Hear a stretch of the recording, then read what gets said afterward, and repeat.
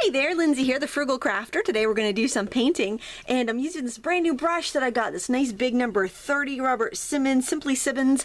I bought it for $4. That was the regular price over at AC Moore, and I'm mixing up a bunch of ultramarine blue, making a nice big puddle. We're going to do a winter snowy landscape because we're currently having a nor'easter here in Maine. We've got lots of snow coming down, and so that inspired me today. Plus, I've had a lot of requests for it.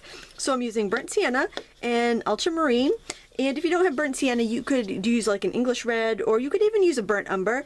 You're gonna have a much cooler look with a burnt umber, so just keep that in mind. So we're just gonna use those two colors, and I like to get a nice big mix going first. Now, if I mix these together, I'm gonna get different warm and cool grays here. See that? And I want to kind of start off. I'm gonna need a cooler gray to begin with for the sky in our scene. And I have 2 buckets of water, which you can't see, they're off screen. I've got one for cleaning my brush and one for getting fresh water when I want to do a new wash. So keep that in mind. 2 buckets of water rather, are always a good idea.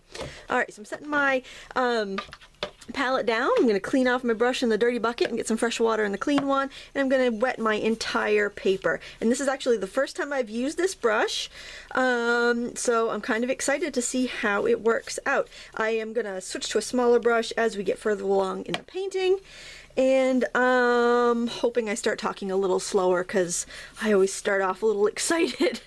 Alright, so now I'm going to grab, I've got that mix that I made that's a little bit more on the blue side, but it's still quite a gray, and I'm adding it to the edges of my picture. In this painting, this is from Paint My Photo, and I'll put a link below, and let me just click on my screen here so I can see who uploaded it. It is by Joseph Honings from Paint My Photo. So thank you, Joseph. Great photo here, and I'll put a link so you can go check that out.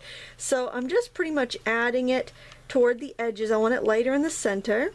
So when I go to add more color, I'm just putting it in on the edges. Now please remember that your color is going to be lighter when it dries. And this nice fat juicy brush is really nice because it holds a lot of color and water. And now what I do sometimes, if I feel like I'm getting brush strokes, I just kind of tap it. I'll tip it on every way, and I'll tap it, and it will get rid of my brush strokes. There we go, so it's much more even. And now we've got a little path kind of coming in here, so while this paper is still wet, I'm going to blot it a little bit, just on the bottom there. I want to get some kind of scruffy, kind of like shrubs in there, so I've got more of a brownie mix here, and I'm just going to kind of tap this in. I'm just going to leave kind of like a little path kind of going in like that. So if you want to watch this all the way through and then paint along after, that's totally fine. So you can kind of see how it's going. You can pull up that photo on your computer and see exactly what I'm painting here. I don't have the rights to show the photo. I have the rights to paint from the photo. That's how it works over at Paint My Photo, but you need to go and check out the photo yourself if you want to see it. So I am also throwing in some foreground bushes that I'm keeping a little bit browner because they're closer to your eyes, so they'd be a little bit warmer in color temperature. So that's why I'm doing that, just dragging it up. And this is kind of one of those pictures that I think is going to paint itself.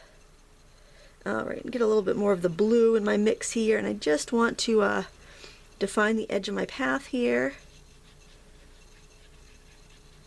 And there, I think that's nice. Now, while my paint is still really, really wet, and I'm going to add a little bit more, some darks here and there that are a little bit more blue. Feel free to go into the, let me show you here. Feel free to just kind of get your brush right into the cake of color if you need a darker color. And like I mentioned, snowstorm, getting cold in the unheated studio, and the furnace is on again. Unfortunately, it's not, I don't benefit from it down here. It's the upstairs that does. But, big snowstorm, furnace is on. It is totally feeling like winter, even though it's only the first weekend in November. Alright, so now what I'm going to do is I'm going to rinse off my brush. I'm going to grab my credit card scraper, which, if you know, is just a piece of old cut up credit card. And I'm just going to make some like little branches here while my paper is still nice and wet. Now hopefully it's not too shiny, And you can see that. Maybe if I bring this up, if that can focus in there, let me give it a second. You see those little branches in there? You get this really nice detail when you go in and you do that with your credit card scraper. It's so very easy. I'm putting the branches a little bit closer to my little path here where they would be more in focus.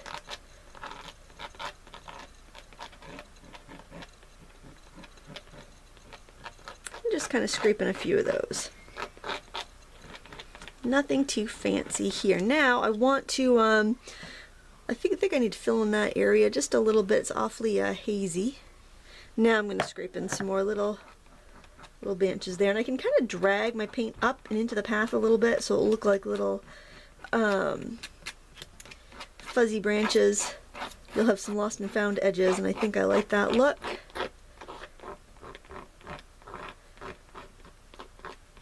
And try not to be too perfect, try to keep it very random. I like to switch around and use a different edge for my credit card and kind of twist it and hold it strangely, and that just keeps it random.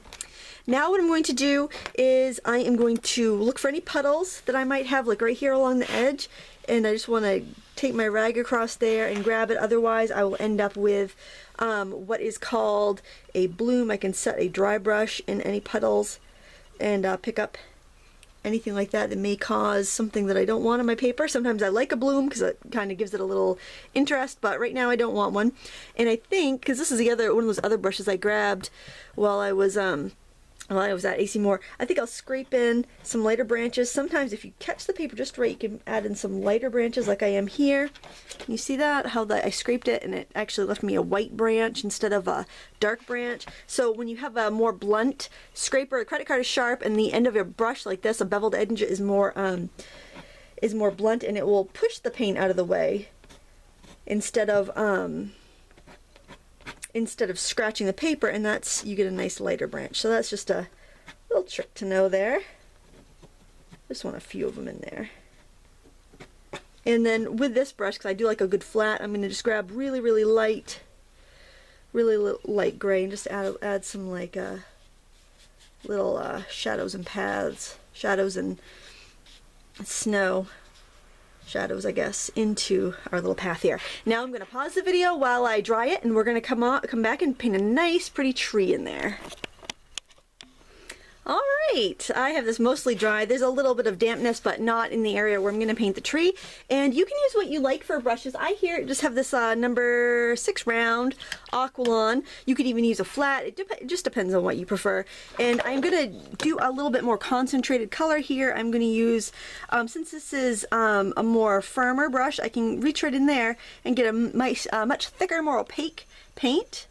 And I'm going to do the same thing with my ultramarine over here. Just 2 colors. We're only using the 2 colors here, okay guys? Go back in a little bit more brown because that's a little too cool. Bring it over to the side so I can add it as needed.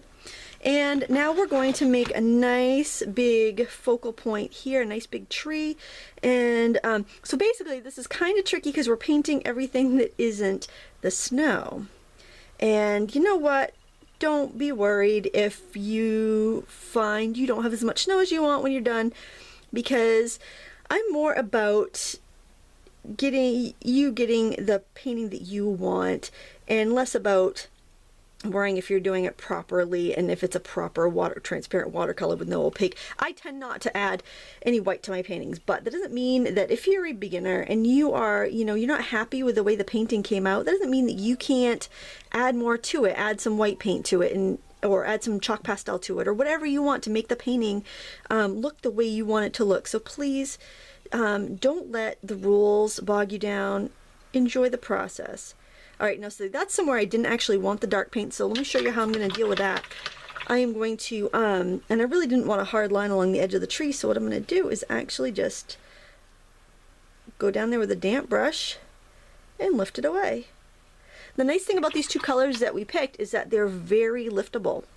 They're sedimentary colors, and that means that they will hang out on the surface of the of the paper as opposed to sinking in like your more vibrant, transparent colors do.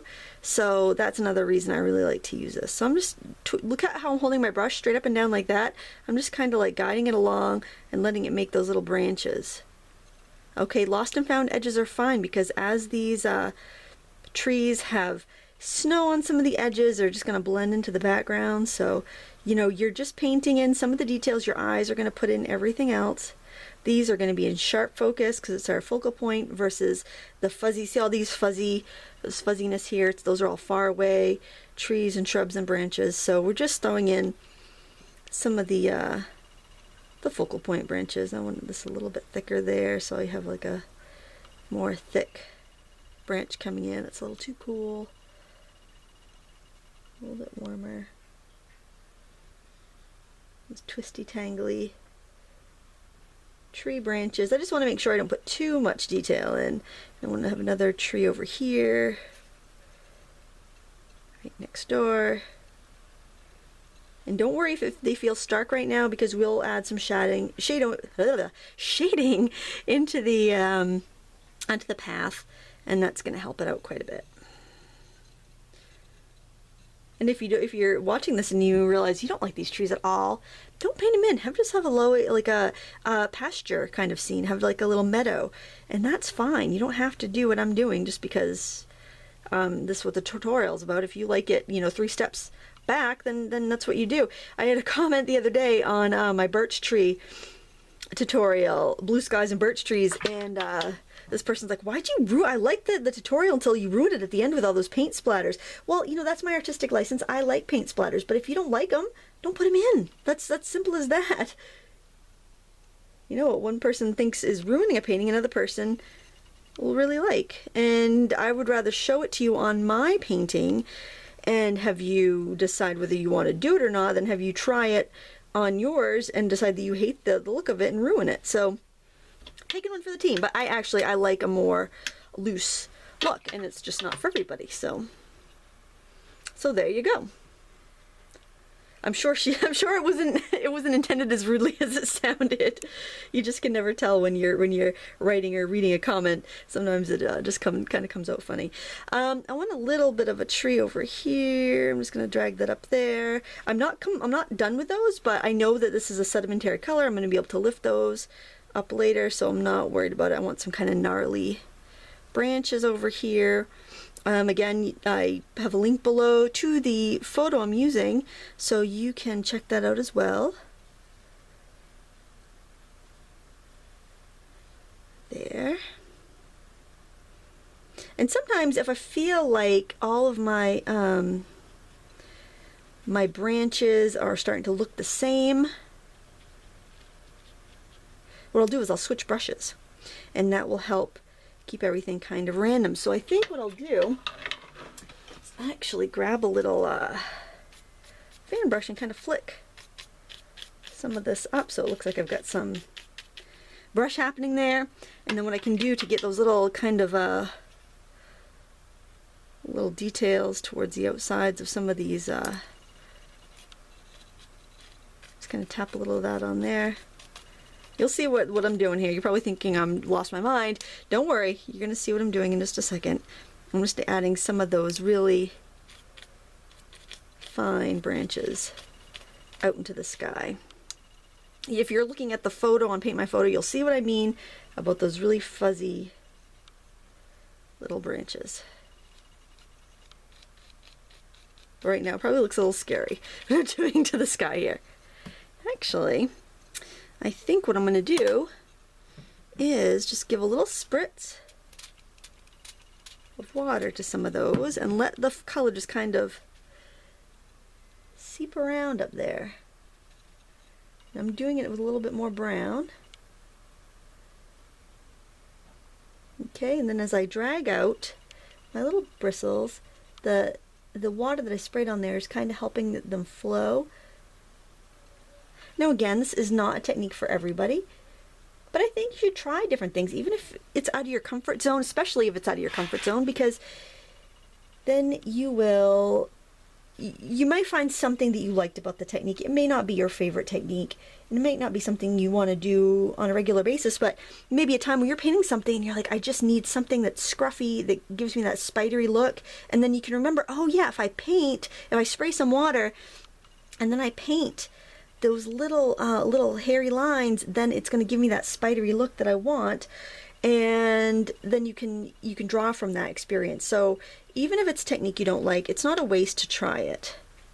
And it's only a piece of paper. I mean, there are much more expensive pastimes to spend your time on. I'm using Strathmore 400 series watercolor block. It's not a super expensive paper, but it's a nice, I would say you can find it at most craft stores. It's a nice, easy to find, consistent quality paper. I really like it for these tutorials because it's not very expensive. I feel like most people could like afford a pad of this. I'm adding some more detail branches in here with my credit card scraper. And with this you can both scribe the paper and you can also drag branches through, drag details out. I'm keeping it very random and natural looking.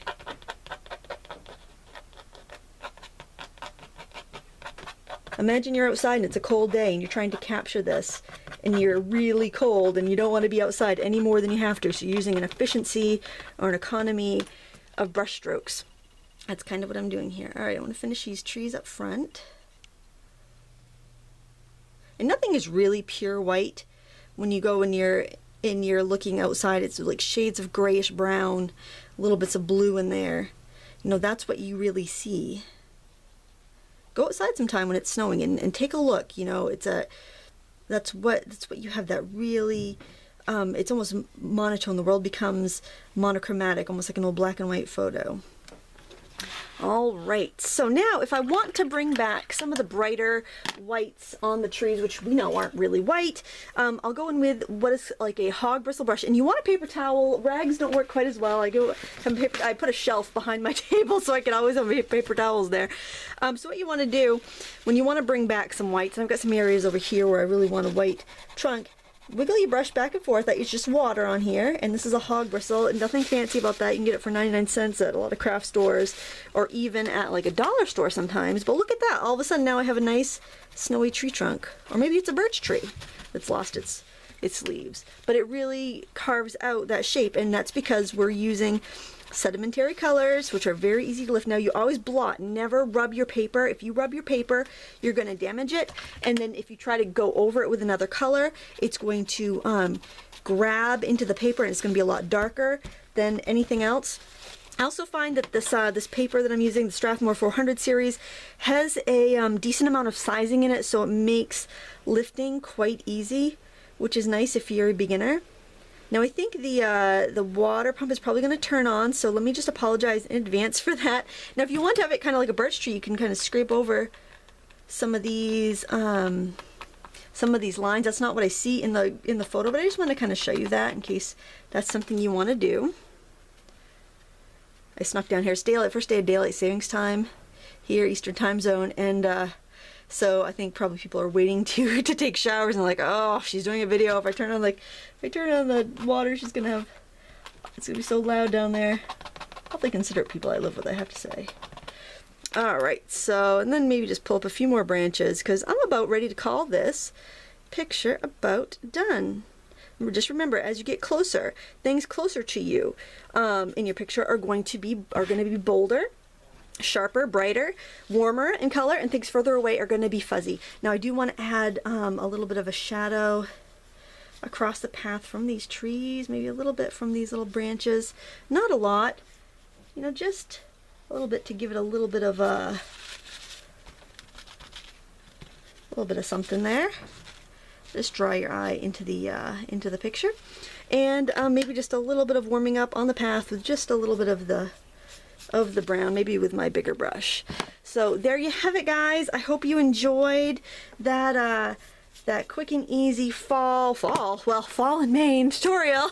Remember, you can lift out more white if you want on your branches. I hope you try it. If you have any questions, just go ahead and leave a comment. And thank you so much for watching. Please give me a thumbs up and subscribe. And if you like, check out some of my other watercolor painting tutorials, because I think you'd enjoy them. They're all geared to beginners or people that just want a basic knowledge of watercolor painting. And I just love to share my joy for painting with you. Thank you so much for watching. Don't forget to thumbs up and subscribe. And as always, happy crafting.